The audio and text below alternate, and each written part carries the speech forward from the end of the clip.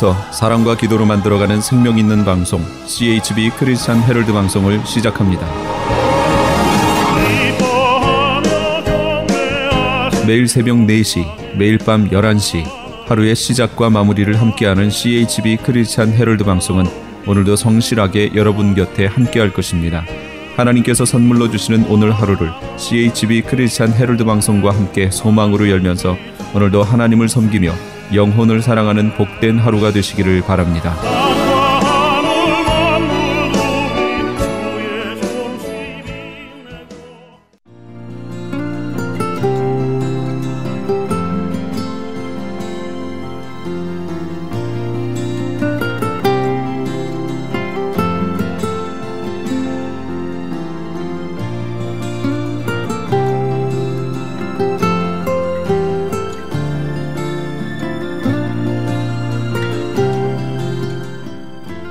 영혼의 쉼터.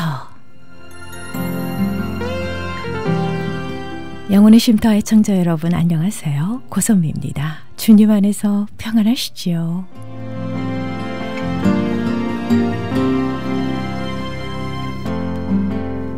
자세히 보아야 예쁘다. 오래 보아야 사랑스럽다. 너도 그렇다.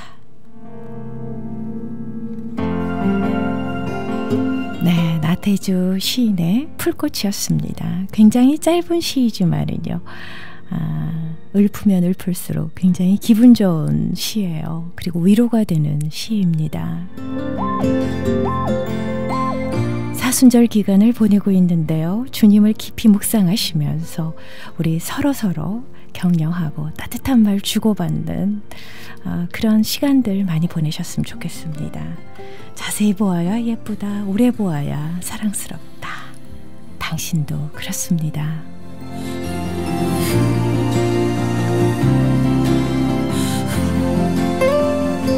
여러분과 함께 기도로 만들어가는 크리스천 헤럴드 선교방송 영혼의 쉼터는 저희 웹사이트 www.chtv1888.org ch라디오를 통해 편안한 시간에 다시 들으실 수 있습니다.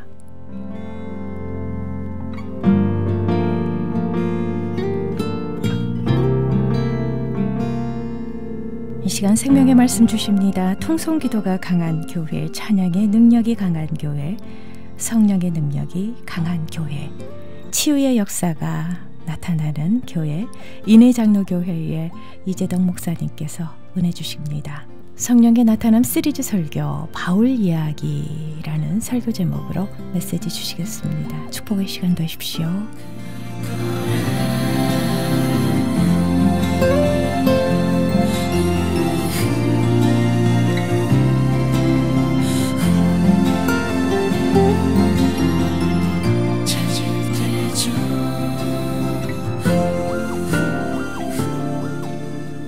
사도 바울의 여정을 통해서 우리가 영적 주소를 한번 확인해 보겠습니다. 여러분은 지금 어디까지 와 계신지 내가 한번 진짜 냉철하게 판단하세요. 냉철하게. 나를 감추지 말고 오늘 말씀드리는 걸 통해서 냉철하게 내 자신의 현재 믿음의 위치를 그리고 믿음의 컨디션을 여러분들이 분명하게 한번 오늘 체크업을 할 수 있기를 바랍니다. 어디 가려면 주소가 있어야 찾아가지. 자, 주소가 있어야 찾아가는 거야. 아멘. 아멘. 영적인 주소를 알아야 거기까지 가지. 그게 성령의 나타남은 그 영적인 주소를 알게 해준다 이 말이야. 아멘. 아멘. 아멘. 자, 그러면 바울의 첫 번째 주소가 뭔지 알아요? 첫 번째 주소? 그 신앙 여정을 보면 다소의 다소. 따라합니다. 다소. 네, 사도행전 21장 39절을 한번 읽어보세요. 다 같이. 자, 39절 읽습니다. 시작. 바울이 가로되 나는 유대인이라 소읍이 아닌 길리기아 다소 성의 시민이니 청컨대 백성에게 말하기를 허락하라 하니. 아멘. 아멘. 바울이 자기를 소개하고 있죠. 그지? 자기를 소개하면서 자기 고향이 어디라 그래요? 길리기아 다소. 이 바울의 고향이란 말이야. 다소. 근데 이게 굉장히 중요하단 말이에요. 다소. 첫 번째 영적인 주소. 다소는 이게 명성이라고 하는 뜻이에요. 명성. 명성. 그래서 이 다소는 헬라 문화의 중심지예요. 이게 예? 굉장히 문화적으로 여기는 수준이 높은 곳입니다. 다소라고 하는 데는. 다시 말하면은 이것은 여기에 유명한 대학들도 많았고요. 다소에. 그리고 유명한 철학자들은 길리기아 다소에서 굉장히 많이 나왔다. 이것은 뭐냐면 자기의 그 백그라운드를 지금 이야기를 하고 있는 것입니다. 나는 길리기아 소읍이 아닌 작은 읍이 아닌 다소성에서 나서 다소성에서 자랐다. 이것을 지금 이야기하고 있는 것입니다. 이 얘기는 뭐냐면 영적으로 바꿔서 말씀드리면 예수를 알긴 아는데 예수를 안다고 하는데 예수를 믿지 못하는 단계예요. 예수를 알긴 알아. 이거 여러분 중요합니다. 이거. 예수를 아는 것이 중요한 것이 아니라 예수를 믿는 것이 중요하다. 아멘. 믿어야 돼. 그분을 믿어야 돼. 나의 구주로 믿어야 돼. 그분께서 나의 죄를 사하셨다고 하는 그분께서 나 때문에 돌아가셨다고 하는 것이 가슴에 뼈저리게 와서 그것이 믿어져야 된단 말이야. 아멘이죠. 아멘. 사랑하는 여러분, 예수 그리스도께서 나를 위해서 고난당하셨다고 하는 것이 먼 나라 이야기가 아니라 그 이야기가 내 가슴에 와서 꽂혀야 되고 그 이야기가 내 가슴에 와서 믿어져야 된다고 하는 거죠. 아멘. 이 믿어져야 구원받은 사람이에요. 이것이 믿어져야 하나님의 백성이에요. 나는 예수님을 안다고 하는데 예수님이 모를 수도 있잖아요. 나더러 주여 주여 하는 자마다 다 아버지께 들어갈 것이 아니라 아버지의 뜻대로 행하는 자라야 아버지의 나라에 들어갈 것이다. 아멘. 주여 부르는 거 소용없어요. 뭐 해야 돼요? 믿어야 돼요. 그분이 나를 알아야 돼요. 아멘. 내가 오바마를 알아요. 박근혜도 알아요. 그러나 그분이 나를 몰라요.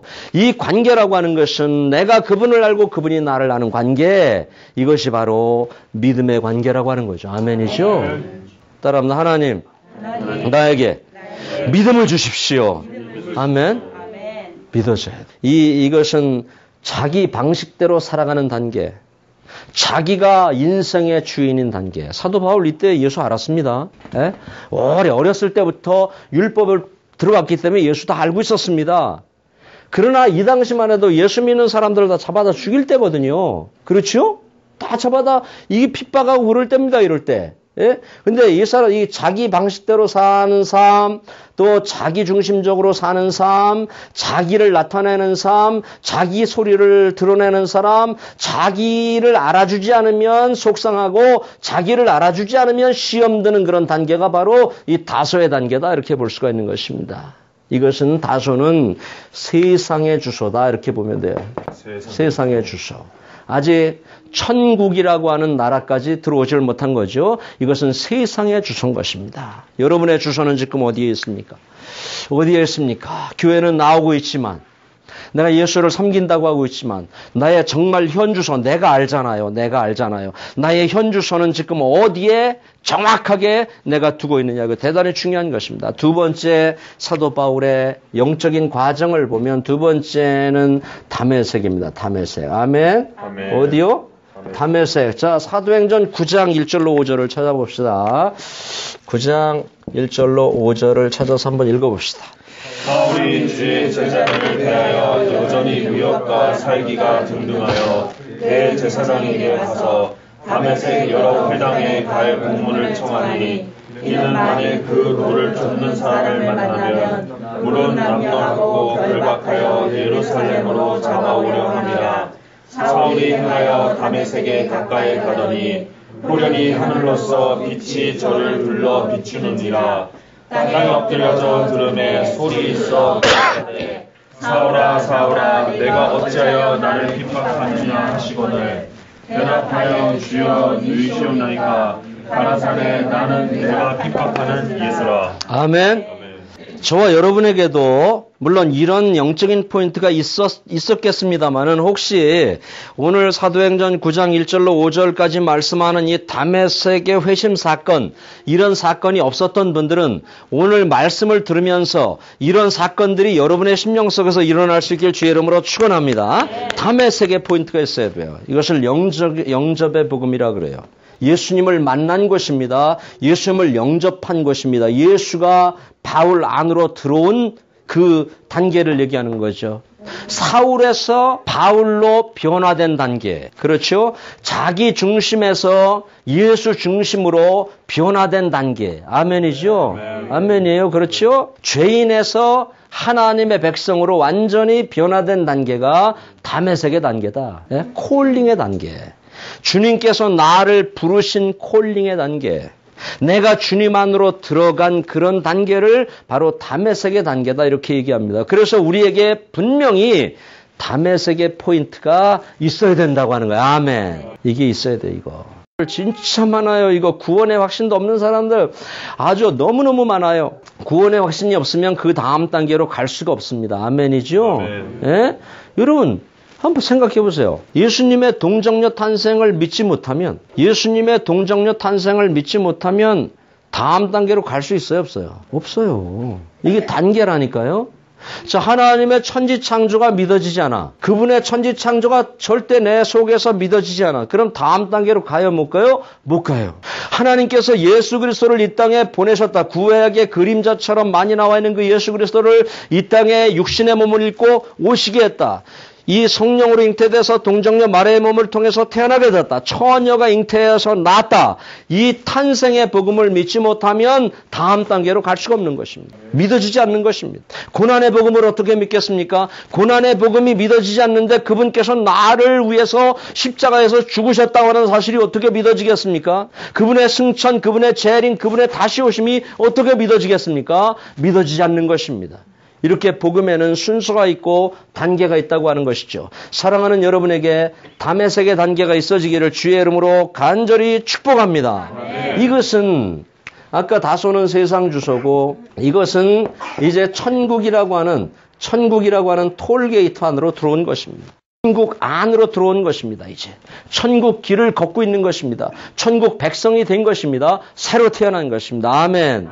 4절을 읽어보세요. 4절 거기 4절 다시 한번 읽습니다. 4절 시작. 땅에 엎드려져 들음에 소리 있어 가라사대 사울아 사울아 내가 어찌하여 나를 핍박하느냐 하시거늘. 예, 여기에 중요한 포인트가 있습니다. 제가 이렇게 이제 설교를 하면 여러분들 속에서 목사님 나 예수 만났는데요? 이런 대답이 나올 거예요. 나 예수 만났어요. 오래전에 만났어요. 아, 제가요, 그래도, 아이고, 벌써 만났죠. 이렇게 나올 거예요. 그러면, 여기 보니까 4절에 땅에 엎드러져 들음에 땅에 엎드러졌다. 이 말은, 다시 말하면 땅에 고꾸라졌다. 그런 이야기인데, 예수를 제대로 만나면 그분의 발 앞에 고꾸라지게 되어 있다. 아멘. 네? 그분의 발 앞에 엎드러지게 되어 있다. 이 얘기는 뭐냐면 예배자로 거듭나게 된다고 하는 거예요. 여기 땅에 엎드러졌다, 고꾸라졌다 그것은 예배자가 되었다는 그런 얘기거든요. 어떻게 예수를 만났는데 자기를 드러냅니까? 어떻게 예수를 만났는데 자기 소리를 냅니까? 자기의 의지가 왜 이렇게 강합니까? 참 강합니다. 이 의지가 말이죠. 저는 신앙생활 하면서 젊었을 때 신앙생활 하면서 제가 교회 처음 나갔을 때 혈기왕성하고 고집도 세고 내 마음대로 내 멋대로 살아갈 때니까 목사님이 얘기를 막 해요. 자아를 죽여야 됩니다. 고집을 꺾어야 됩니다. 당신의 겉사람을 꺾어야 됩니다. 처음엔 몰랐어요. 그게 내 마음대로 했어요. 그냥. 그런데 성령이 나한테 오시니까 그것이 이해가 되더라니까. 네? 진짜 신앙생활 잘하는 게 뭐예요? 나를 꺾고 예수 안으로 들어가는 게 신앙생활 잘하는 거예요. 아멘. 내가 죽는 게 신앙생활 잘하는 거예요. 내 고집이 죽는 게, 내 자아가 죽는 게. 목사님이 이 진리를 선포할 때 그 진리에 아멘하고 순종할 수 있는 것이 신앙생활 잘하는 거예요. 아멘. 내가 세워놓은 기준대로. 그건 내가 복음이지. 그게 어떻게 진리입니까? 이와 같이 예수를 만나면 우리가 예수 안에서 완전히 이렇게 부들부들해지고 유들유들해질 수밖에 없다는 것이죠. 아멘. 세 번째 단계는 뭐냐 하면 직가의 단계예요. 따라합니다. 직가. 한번 거기 성경 읽어보겠습니다. 사도행전 9장 10절로 18절 소리내서 같이 읽습니다. 아까 찾아놓은 거. 자, 10절로 18절 다 같이 읽습니다. 시작. 그때에 다메섹에 아나니아라는 제자가 있더니 주께서 환상 중에 불러 가라사대 아나니아야 시건을 대답하되 주여 내가 여기 있나이다 하니 주께서 가라사대 일어나 직가라 하는 거리로 가서 유다 집에서 5사람 사울이라는 자를 찾으라. 저가 기도하는 중이다. 저가 아나니아라 하는 사람이 들어와서 자기에게 안수하여 다시 보게 하는 것을 보았느니라 하거늘 아나니아가 대답하되 주여 이 사람에 대하여 내가 여러 사람에게 듣사온즉 그가 예루살렘에서 주의 성도에게 적지 않은 해를 끼쳤다 하니 여기서도 주의 이름을 부르는 모든 자를 결박할 권세를 대제사장들에게 받았나이다 하거늘 주께서 가라사대 가라 이 사람은 내 이름을 위하여 임금들과 이스라엘 자손들 앞에 전하기 위하여 택한 나의 그릇이라. 그가 내 이름을 위하여 해를 얼마나 받아야 할 것을 내가 그에게 보이려 하시니 아나니아가 떠나 그 집에 들어가서 그에게 안수하여 가로되 형제 사울아 주 곧 내가 오는 길에서 나타나시던 예수께서 나를 보내어 너로 다시 보게 하시고 성령으로 충만하게 하신다 하니 즉시 사울의 눈에서 비늘 같은 것이 벗어져 다시 보게 된지라. 일어나 세례를 받고 아멘. 거기까지만. 자, 이 직가는 뭐냐? 직가의 단계는 다메섹은 예수를 영접하는 단계입니다. 예수를 내 더러운 영혼 한복판에 예수를 모셔드리는 그런 단계라고 한다면 직가의 단계는 성령이 나타나는 단계다. 아멘. 뭐가 나타나요? 성령이. 여러분의 삶 가운데 성령이 나타나십니까? 찬송할 때, 기도할 때, 예배할 때 여러분의 삶을 살아가는 그 삶의 현장에서 성령이 나타나고 있습니까? 이게 중요합니다. 이거 핵심이니까. 그죠? 이 직가라고 하는 단계는 불가항력적인 힘에 의해서 내가 끌려가는 단계다. 불가항력적인 성령께서 끌고 가는 것이죠. 그리고 이 직가의 단계는 바로 영적인 세계가 열리는 단계다. 사랑하는 성도 여러분, 성령이 강하게 임해서 저와 여러분에게 영적인 세계가 열려질 수 있기를 주의 이름으로 축원합니다. 성령에 민감해지세요. 성령에 민감해지세요. 오늘 내가 예배하면서 내 영혼에 성령이 어떻게 역사하고 계신가? 내가 찬송하는 동안 성령이 나에게 어떻게 역사하고 계시는가? 내가 통성기도를 막 부르짖지 않은데 성령이 어떻게 민감하게 역사하는가? 이런 성령의 역사에 민감할 수 있기를 주님의 이름으로 축원합니다. 그냥 찬양하지 마시고요. 이런 성령의 역사에 민감하셔야 된다는 이야기죠. 이 직가의 단계는 눈에서 비늘이 벗겨지는 단계다. 그래서 영적인 세계를 이렇게 보는 단계라고 할 수가 있겠습니다. 그리고 또 하나 말씀드리면 직가의 단계는 깊은 기도를 체험하는 단계예요. 깊은 기도의 세계로 들어가게 된다고 하는 것이죠. 또 하나 말씀드리면 직가의 단계는 이제 사명을 발견하는 단계. 뭐예요? 사명을 발견하는 단계. 거기 한번 성경 읽어보겠습니다. 몇 절입니까? 15절 같이 읽습니다. 15절 다 같이 시작. 주께서 가라사대 가라. 이 사람은 내 이름을 이방인과 임금들과 이스라엘 자손들 앞에서 전하기 위하여 택한 아멘. 사명을 주시잖아요. 성령이 오시면 반드시 우리에게 사명이 임합니다. 어떤 사명이 임해요?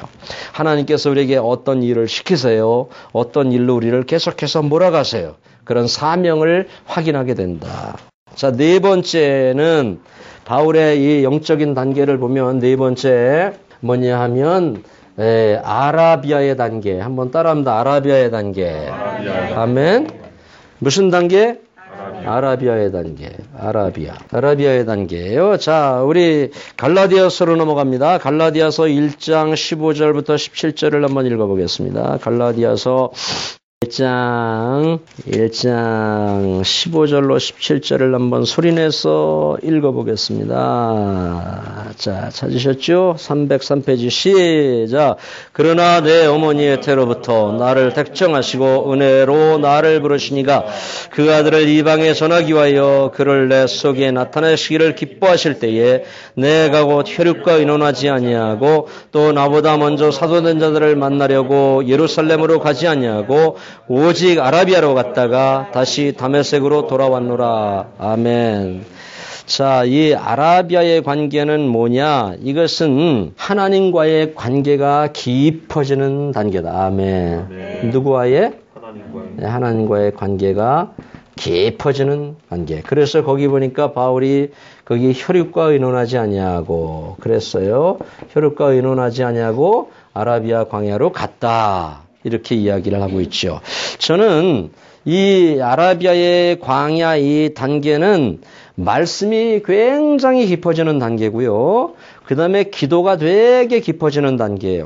영적으로 깊이 들어가는 단계가 아라비아의 단계입니다. 영적인 것들이 새로워 보이고 영적인 것들이 좋아 보이고 말씀이 너무너무 기가 막히게 좋고 이런 예배 행위 이런 것들이 너무너무 좋아지는 단계가 바로 아라비아의 단계입니다. 여러분이 지금 점검을 해봐요. 내가 뭐 신앙생활 교회 가긴 가지만 나 예배 그냥 앉아서 드리고 목사님 하자라니까 하고 찬송하자라면 그냥 하고 그냥 기도하자라면 어떤 때는 안 하고 기분 나쁘니까 나 그런 기도 안 하니까 안 하고 이 사람은 아직 이 깊은 기도 이 단계까지 들어오지 않은 사람이에요. 깊이 들어오면 그렇게 할 수가 없어요. 아멘?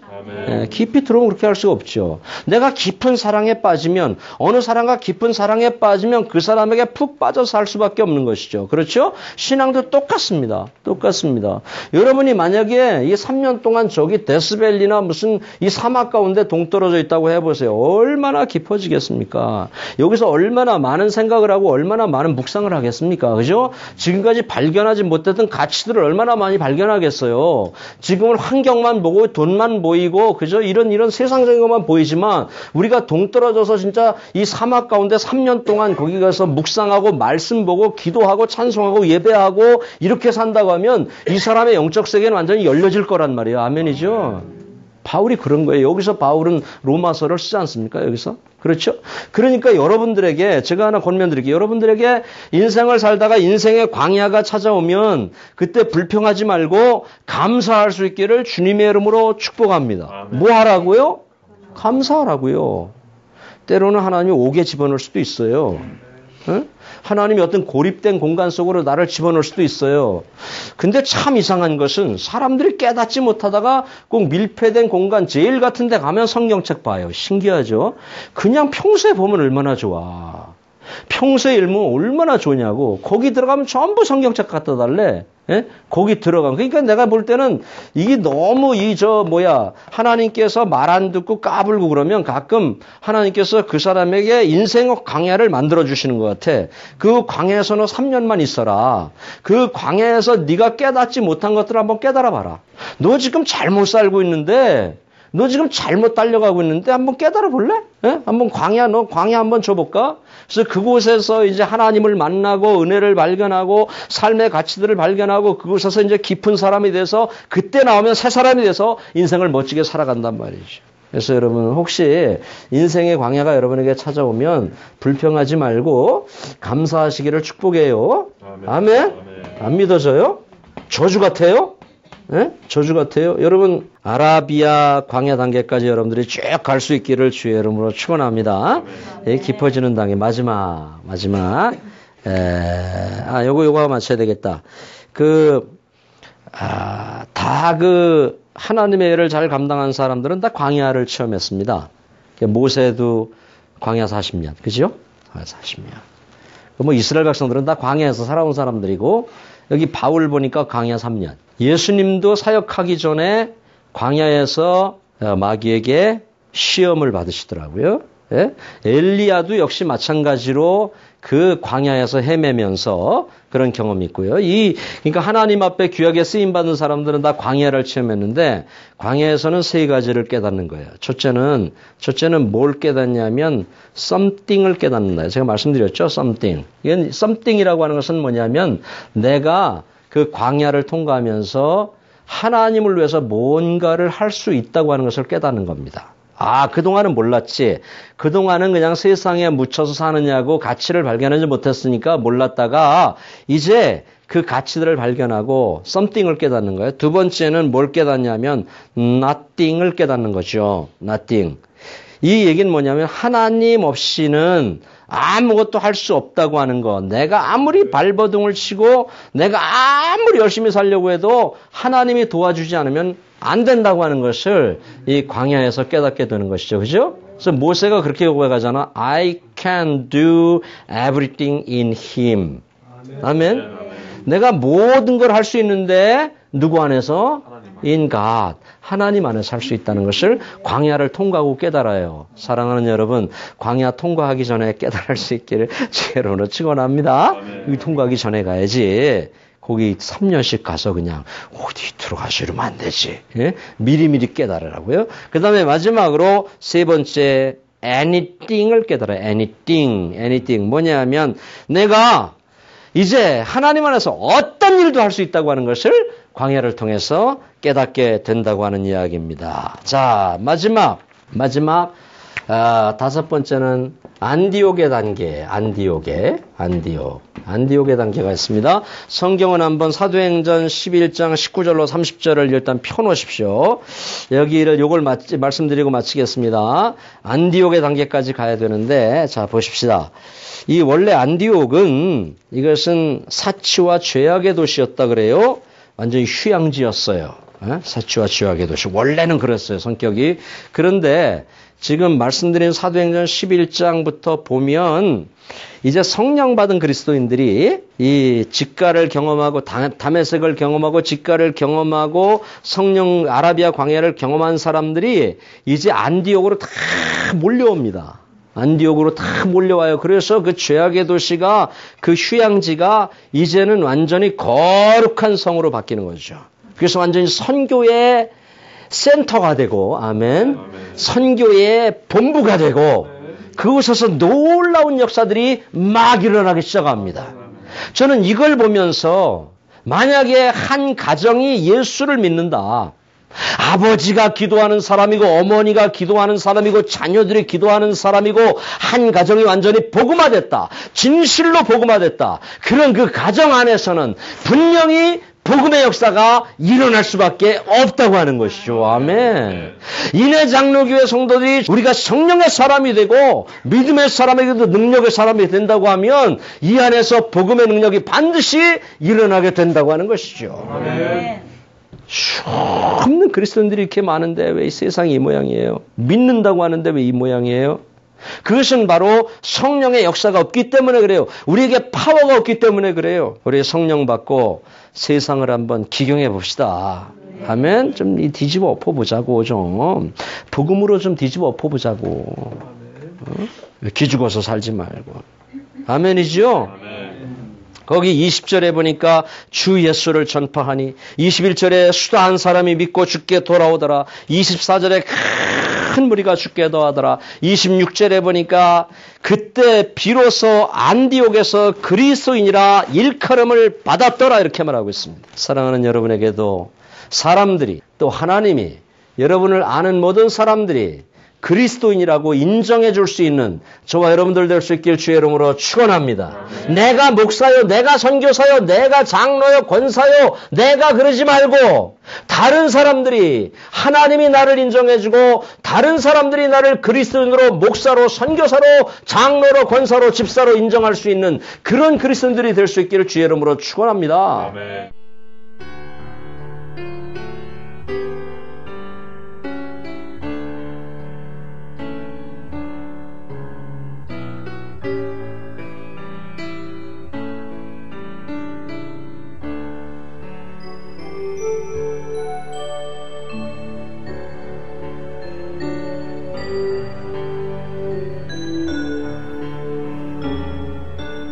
지금까지 인해장로교회의 이재덕 목사님께서 말씀 주셨습니다. 성령의 나타남 시리즈 설교 바울 이야기라는 설교 제목으로 말씀 주셨습니다.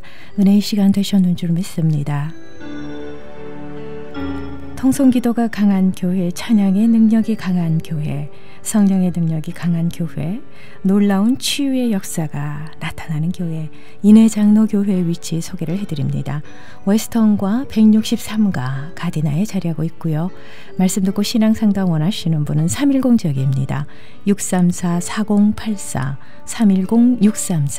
310-634-4084번으로 상담하시기 바랍니다.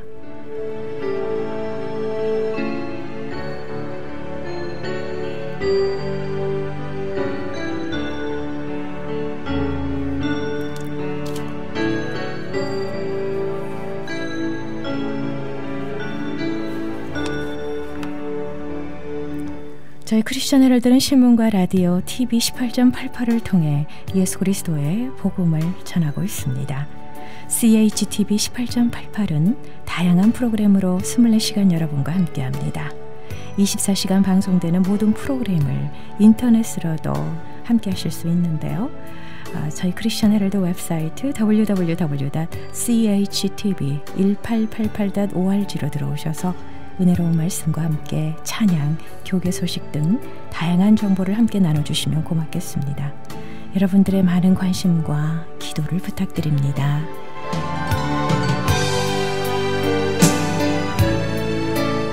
이 시간은 자연이 준 선물 신비한 영양제 M3에서 도움 주고 계십니다. M3를 아십니까? 무슨 병에 걸렸던지 큰 효과를 준다는 신비한 영양제. 혈액에 영양을 공급하여 힘이 생기니까 피곤하지 않고 이제는 지팡이 없이 걸을 수 있다고 많은 분들이 간증을 합니다.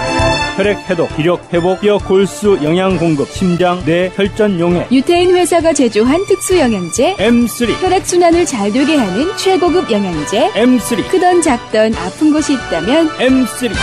213-435-9600, 213-435-9600번입니다. 정직한 마음으로 권해드립니다.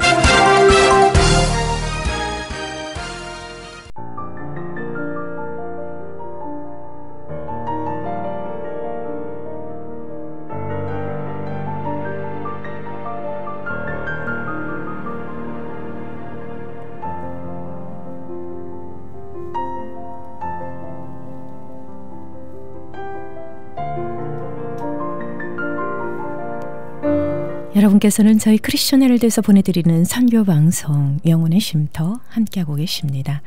생명의 말씀 이어집니다. 온마음 교회의 김종환 목사님께서 욥기 40장 1절에서 5절까지의 본문 말씀으로 아느냐 그리고 할 수 있느냐라는 설교 제목으로 축복의 말씀 주십니다.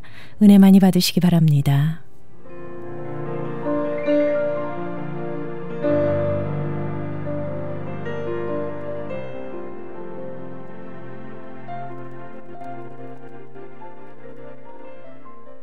영어에 snowish라는 말이 있습니다. snowish라는 말은 무슨 채한다 뭐 그런 뜻이에요. 좀 뽐낸다 뭐 그런 게 snowish라는 말인데 거기서 나온 단어가 snowbism이라는 말이에요. snowbism이라는 것은 이렇게 뭐 잘난 체하고 뭐 이렇게 뻐기고 하는 거 있잖아요. 상사들한테는 잘 보이고 밑에 사람들한테 뭐 뽐내고 아부 떨고 하는 이런 사람들을 snowbism, snowbist 이렇게 말합니다.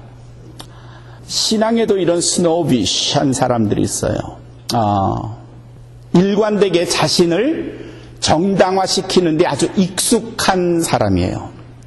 자신의 신앙에 대해서 성경이 이야기라고 말씀이 가르치고 혹 신앙에 연륜 있는 목사님이나 장로님이나 아니면 어떤 권사님이 당신 신앙생활 이렇게 하면 안 돼요. 좀 고쳐야 돼요. 그렇게 하면 내 상황이 좀 그렇지를 못해. 내가 이렇게 해서 그걸 못하고 저렇게 해서 이걸 못하고.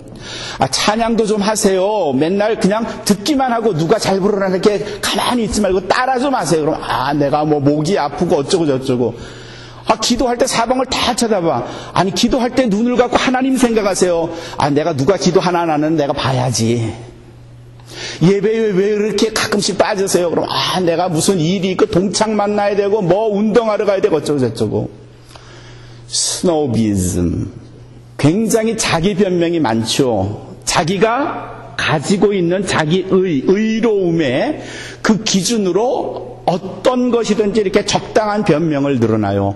무엇인가 잘못해도 그 잘못을 변명할 수 있는 능력을 가지고 있어요. 스노비즘입니다. 오늘 우리가 읽었던 욥이라는 사람, 이 욥이라는 사람을 생각하면 제일 먼저 뭘 생각해요? 욥하면 뭐가 떠오르는 게? 네? 인내, 또? 고난, 또 뭐요? 동방의 의인, 그런 것들입니다. 욥하면 1장에서 욥은 동방의 의인이다. 그리고 2장 넘어가면서 엄청난 고난을 받았고요. 42장 전체를 읽어보면 아주 인내했던 사람입니다. 그런데 오늘 우리는 뜻밖의 욥의 또 다른 면을 봅니다. 그건 뭔가 하면 욥이 어느 정도의 스노비즘, 자기 변명에 익숙했던 사람이에요. 욥기서가 42장까지인데 1장, 2장에서는 욥에 관한 신상, 욥에게 일어났던 일, 엄청난 일을 당했죠. 10명의 자녀가 다 죽었어요. 가지고 있던 재산 다 뺏겼고요. 온몸에 욕창이 났고요. 마누라가 자기를 저주하고 원망하고 떠나버렸어요. 혼자 남았단 말이죠. 재산 다 잃고 자녀 다 잃고 사람이 없었어요. 외롭고 또 아주 힘든 이 욥에게 세 친구가 아픈 소식을 듣고 슬픈 소식을 듣고 찾아왔어요. 엘리바스라는 사람도 찾아왔고요. 그 다음에 소발이라는 사람도 찾아왔고요. 욥기서 3장부터 37장까지 이 긴 장에서 3장에서 37장까지 욥과 세 친구가 대화를 나누는 장면이 기록이 되어 있는데 3장부터 37장까지 욥과 욥의 친구들이 서로 주고받고 너 이걸 잘못해서 하나님 널 벌하신 거야. 너 이렇게 했기 때문에 하나님께서 널 징벌하신 거야. 이렇게 말할 때마다 욥이 적절하게 자기 변명을 잘 합니다. 난 그런 적 없어. 난 의로운 사람이고 난 정직하게 살았고 난 똑바로 살았고 내가 하나님에게 벌을 받을 이유가 없어. 특별히 27장부터 37장까지는 욥이 시종일관 자기 변명, 자기 변호를 하는 것으로 기록이 되어 있어요. 욥이 친구들과 나누면서 27장부터 37장까지 자기 변명을 막 하는 거야. 내가 이러니까 내가 이렇게 살았는데 내가 하나님께 이렇게 예배드렸고 내가 이렇게 똑바로 살았는데 의롭게 살았는데 왜 하나님이 나를 벌하시는지 몰라. 37장 딱 끝나고 38장 딱 넘어가면서 폭풍 가운데 하나님께서 나타나셨다. 38장 1절이 그렇게 돼 있어요. 그리고 2절에서 폭풍 가운데 나타나신 하나님이 자기 변명만 일삼는 욥을 향하여 이렇게 말씀하세요. 무지한 말로 이치를 어둡게 만드는 자가 누구냐? 무식한 말로 하나님의 뜻, 진리를 가리는 사람이 지금 누구냐? 자기의 의로움으로 하나님의 의로움을 훼손하는 어리석은 사람이 누구냐? 이렇게 물으세요. 넌 왜 네가 하나님의 뜻을 다 안다고 말하니? 넌 네가 하나님의 뜻대로 의롭게 살았다고 왜 그렇게 말할 수 있니? 욥아, 넌 정말 모든 걸 다 아는 사람이니? 넌 네가 정말 정직하고 옳게 살았다고 생각을 하니? 38장, 39장, 40장 이 세 장에서 하나님께서 욥에게 자그마치 70가지의 질문을 하세요. 38장에서는 우주에 대해서, 인생에 대해서 질문을 하시고요. 39장에서는 여러 동물들에 관해서 질문을 하시고요. 41장에서는 악어에 대해서 질문을 하세요. 제가 그 70가지 질문 중에 몇 가지를 뽑아왔어요. 제가 여러분에게 읽어드릴 테니까 여러분도 한번 대답해 보세요. 욥아, 너는 내가 땅에 기초를 놓을 때 너 어디 있었니? 너 땅에 기초를 아니? 홍수가 날 때 그 엄청난 물의 흐름을 네가 막을 수 있어? 너 바다 밑까지 한번 가본 적 있니? 너는 죽음의 때를 알고 죽음 뒤에 무슨 일이 일어나는지 알고 있니? 땅의 넓이를 측정해 봤니? 빛이 어디에서 오고 어둠이 어디서부터 시작되는지 욥아, 너는 알고 있니? 폭풍과 우레, 번개의 길, 그 원인들을 너는 알고 있니? 누가 밭에 토지를 축축하게 해서 씨를 터뜨리고 열매를 맺게 하는지 알고 있니? 너는 하늘의 별들을 움직이고 그 길을 인도하는 자가 누구인지 알고 있니? 암사자와 까마귀가 어떻게 먹고 사는지 아니? 산의 염소와 또 암사슴이 어떻게 새끼를 낳고 언제 새끼를 낳는지 너는 알고 있니? 들나귀, 들소, 타조, 말, 매, 독수리 이런 동물들이 어떻게 먹고 사는지, 네가 그것을 먹일 수 있는지 너는 아니? 그리고 할 수 있니? 너는 사람의 죽는 때를 알고 있고 죽은 사람을 곧 살릴 수 있는 능력이 있니? 41장은 한 장은 전체가 악어장이라고 그래요. 악어장. 그 말은 뭔가 하면요, 거기선 하나님께서 악어라는 한 가지 그 무서운 짐승에 대해서 욥에게 지금 질문을 해요. 욥아, 너는 낚시로 악어를 잡을 수 있니? 노끈으로 악어의 혀를 맬 수 있니? 줄로 악어의 코를 꿰를 수 있니? 갈고리로 악어의 아가미를 꿰를 수 있니? 38장부터 41장까지 하나님께서 70가지의 질문들을 욥에게 쏟아 놓으시는데, 그 질문들은 그냥 딱 두 가지예요. 하나는 너 할 수 있어? Can you do? 두 번째는 너 그거 알아? Do you know? 두 가지예요, 두 가지. 현대 사회에서 우리는 엄청난 정보 속에 살기 때문에 사람들이 옛날보다 많이 똑똑해졌어요. 영악해졌다는 말이에요. 할 수 있는 게 무지하게 많아요. 과거에 할 수 없었던 것들이 현대 기계에 좋은 문명으로 인해서 할 수 있는 것들이 엄청나게 많아요.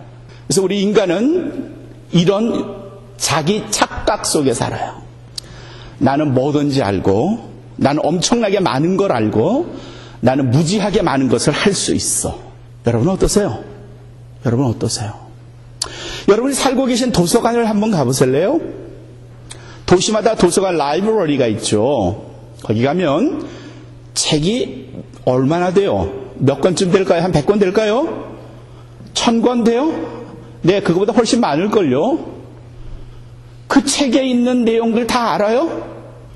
그까지 가지 맙시다. 도서관까지 가.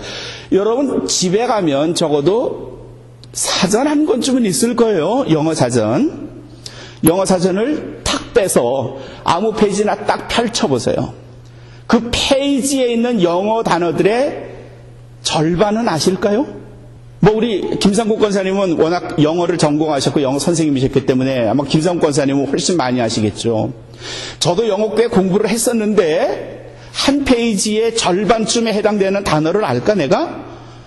저도 확신할 수는 없어요. 여러분 어떠세요? 백과사전을 한번 펼쳐보실래요? 그 백과사전에 있는 내용 10분의 1을 알까요? 그럼에도 우리는 뭐라고 떠들어요? I know everything. 뭘 할 수 있을까요, 여러분들? 우리가 뭘 할 수 있어요? 자동차가 가다 소리가 이상하면요, 그거 길에 세워놓고 내가 뜯어서 고칠 수 있는 사람 별로 없어요.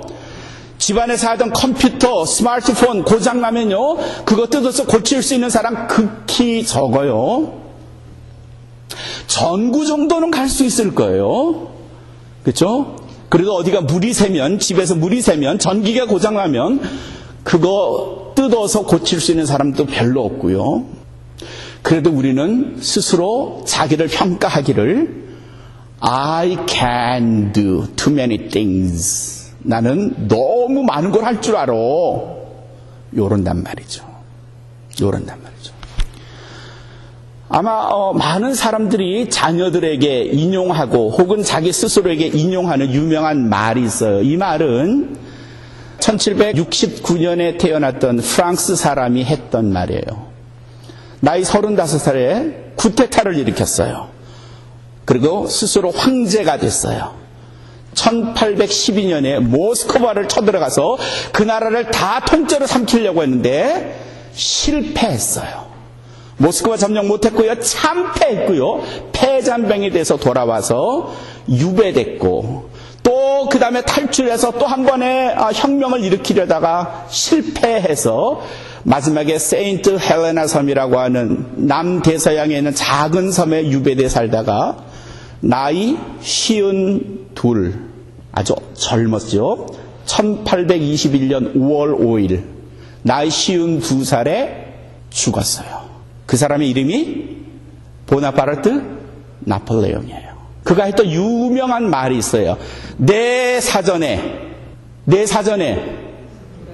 불가능은 없다. The word impossible is not in my dictionary. 내 사전에 불가능은 없다. 그 말이 바로 보나파르트 나폴레옹이 했던 말이고요.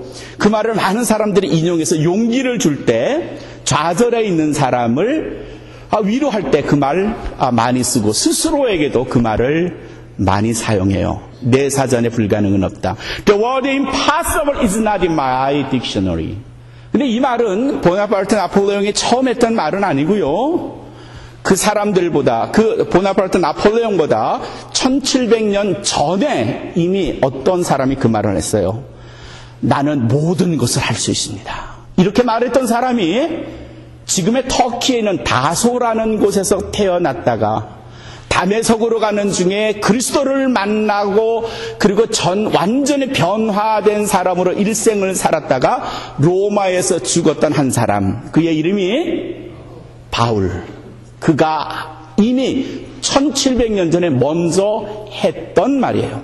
빌립보서 4장 13절에 바울은 뭐라고 말하는가 하면 나는 모든 것을 할 수 있습니다. I can do everything. I can do everything 이라고 그랬어요. 난 모든 것을 할 수 있습니다. 근데 그 바울의 말은 그 뒤에는 단서가 있어요. 뭐라고 되는가 하면 내게 능력 주시는 자 안에서 그랬어요. I can do everything. Through him. through him. 힘이 누군가 하면요. Who gives me the strength. 내게 능력 주시는 자 안에서. 얼뜻 보면요. 바울의 말과 이 빌립보서 4장 13절의 말과 나폴레옹의 말이 비슷한 것 같아요. 내 사정에 불가능은 없습니다. 나는 모든 것을 할 수 있습니다. 비슷한 것 같은데 아니요. 완전히 달라요.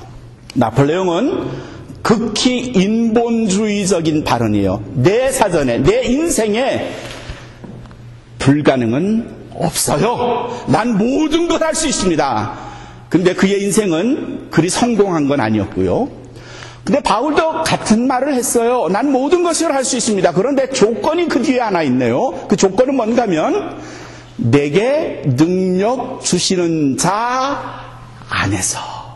그분이 누굴까요? 네, 예수 그리스도예요. 능력을 주시는 그리스도 안에 내가 있기만 하면, 그 말은요, 바울도 나는 내가 다 할 수 있질 않아요.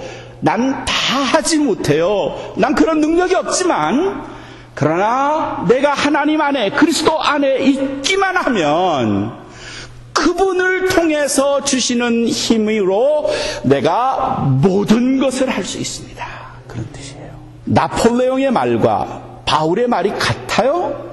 아니요, 천만에요. 아주 달라요.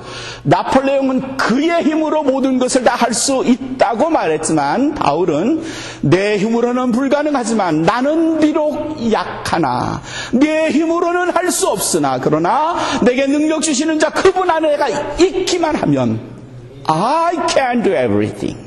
그게 바울이에요. 교회 안에 있는 모든 분들이, 예배하러 나오는 모든 분들이 바울과 같은 이런 신앙을 자기의 신앙으로 삼고 신앙생활하면 참 좋은데, 불행하게도 세상 밖에 사는 사람들은 물론이거니와 교회 안에서도 때로 그렇지 않은 분들을 많이 봅니다. 뭔가 열심히 하려고는 하는데 through him, 그분을 통해서, 그리스도를 통해서가 아니라 without him, 그분 없이, 하나님 안에서가 아니라 하나님 바깥에서 하나님을 배제한 채 신앙의 힘이 아닌 것으로 뭔가를 죽어라고 하고 실패하고 처절하게 얻어 터지고 맞고 그냥 온몸에 상처투성이가 돼가지고 찾아와요. 내가 그렇게 열심히 했는데 안 돼요. 그럼요, 안 되겠죠. 당신은 신앙이라고 생각하지만 제가 보기에는 신앙이 아닌 것 같은데요. 당신은 당신의 힘으로 열심히 하려고 했지 그리스도를 의지해서 한 게 아니잖아요. 성경이 있는가 하면 사탄경이 있어요. 사탄이 쓴 책 The Book of the Satan 이라는 책이에요. 그 세이튼에 보면요 뭐라고 되는가 하면 내 인생의 주인은 너 자신이다, 그렇게 돼 있어요. The Lord of your life is yours. 내 자신의 인생은 내 것이다. 내 자신이 너의 인생의 주인이다예요. 주인이다.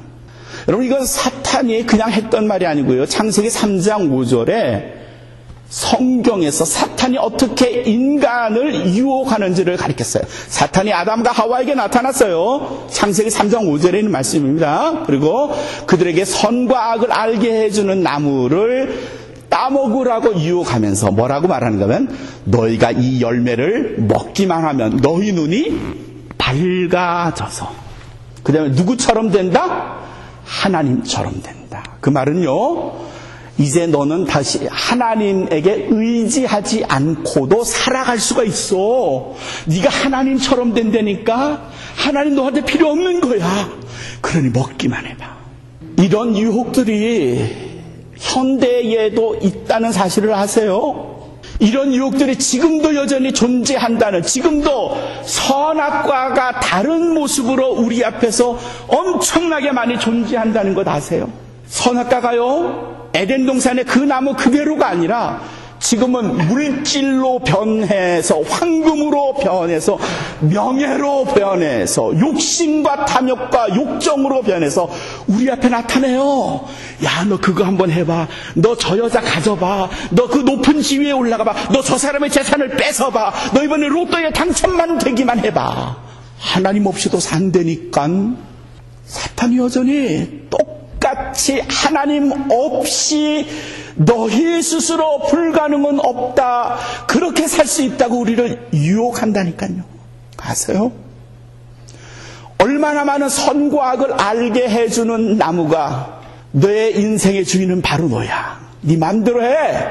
괜찮아. 하나님 없이 살 수 있다니까. 이런 유혹들이 우리 앞에 얼마나 많은지 몰라요. 우리 크리스찬들은요, 구별해야 돼요.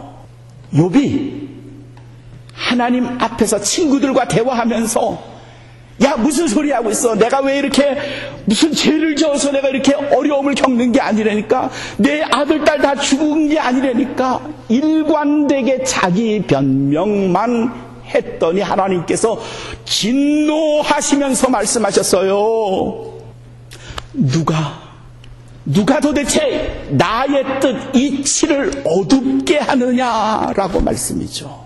그랬더니 오늘 40장에서 하나님께서 욥에게 다시 묻습니다. 2절의 말씀 보면요, 야 욥아, 네가 아직도 절대자나 하나님과 아직도 더 다투려고 하느냐? 네가 할 말이 있니? 네가 뭐라고 변명하겠니? 하나님 제가 그게 아니고요, 뭐 이렇게 말하겠니? 했더니 뭐라 그랬어요? 욥이 하나님, 4절의 말씀을 읽어요. 하나님, 나같이 미천한 것이, 나같이 부족한 것이, 나같이 미련한 것이 도대체 이제 뭘 더 말씀드릴 수 있겠습니까? 그저 다만 내 손으로 입을 가리울 뿐입니다. 거의 포기한 거죠. 조금 더 읽어 내려가셔서 42장 3절을 보시면요, 마침내 욥이 하나님 앞에서 두 손을 번쩍 듭니다. 뭐라고 말하는가 하면요, 무지한 말로 이치를 가리우는 자가 누구리까? 이게 지금 하나님께서 38장 2절에서 하셨던 말씀이거든요. 이 말을 욥이 다시 되풀이하면서 하나님의 그 이치를 가리우는 자가 누구입니까? 주여, 바로 나 욥이 내가 깨닫지도 못하는, 그 스스로 깨닫지 못하는 어리석은 말로, 내가 알 수 없는 말로, 내가 헤아릴 수 없는 그런 말로 내가 무식하게 떠들어댔군요. 마침내 하나님 앞에서 두 손을 번쩍 듭니다. 항복입니다. 하나님, 제가 이제 비로소 깨닫습니다. 하나님 없이 내가 아는 것도 없고요, 하나님 없이 내가 할 수 있는 것도 없습니다 라고 마침내 욥이 하나님 앞에 백기를 듭니다. 우리는 하나님 없이 산 때 얼마나 있죠? 하나님 없이도 내가 할 수 있다고 생각하는 때는 또 얼마나 많을까요? 그리고 우리는 일관되게 욥처럼 스노비시하게 자기 변명, 제가 이건 이래서요, 그거 할 수 없죠, 제가 저래서요, 내가 뭐 이런 일을 해야 되니까, 내가 왜 사정이 이래서, 우리 집이 이래서, 그래서 계속 변명으로 자기를 정당화시키려고 했던 욥처럼 우리도 우리의 신앙생활을 포장하고 가리고 감추지는 않을까요? 찬송 338장인가요? 저희 돌아가신 어머님이 참 즐겨 부르셨던 찬송입니다. 천부여 의지 없어서 손들고 옵니다. 그 말은 뭐예요? 하나님, I can't do anything without you. 당신 없이는 나는 아무것도 할 수 없습니다. 주님이 도와주시지 않으면, 주님 내 손 붙잡아 주시지 않으면, 하나님 나와 함께 해주시지 않으면, My Lord, I can't do anything. 난 아무것도 할 수 없습니다. 바로 바울이 빌립보서 4장 13절에서 내가 주님 없이는 아무것도 할 수 없습니다. 내가 능력 주시는 자 안에서 내가 모든 걸 할 수 있습니다. 고백했던 것처럼 사랑하는 성도 여러분, 나의 신앙에 대해서 변명으로 일관되이 살기보다는 오히려 자신의 약함을, 때로는 허물을, 때로는 실수를, 때로는 게으름을 인정하시고 그것을 극복하고 넘어서는 신앙의 소유자. 그래서 전적으로 하나님의 은혜를 붙잡는 우리에게 모든 하나님의 자녀, 온 마음의 가족들이 되시기를 주님의 이름으로 축원합니다.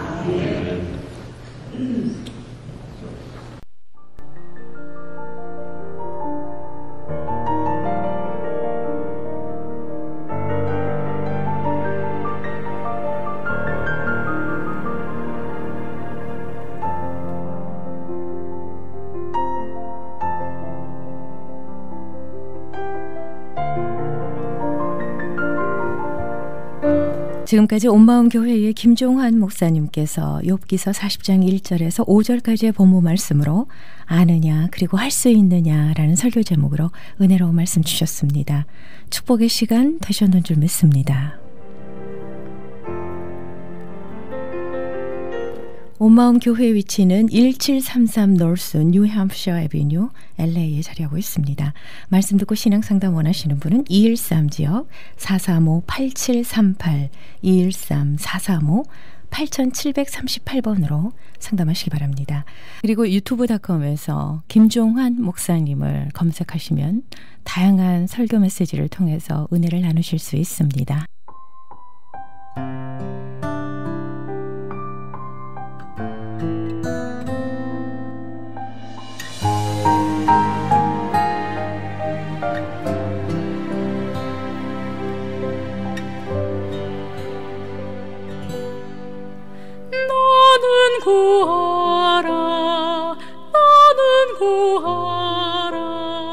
온마음 교회를 섬기고 계시는 김미경 사모님의 너는 구하라, 이 찬양 함께 하시면서요, 영혼의 쉼터 여기서 마무리합니다.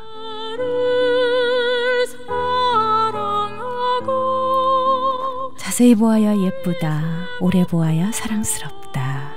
당신도 그렇습니다.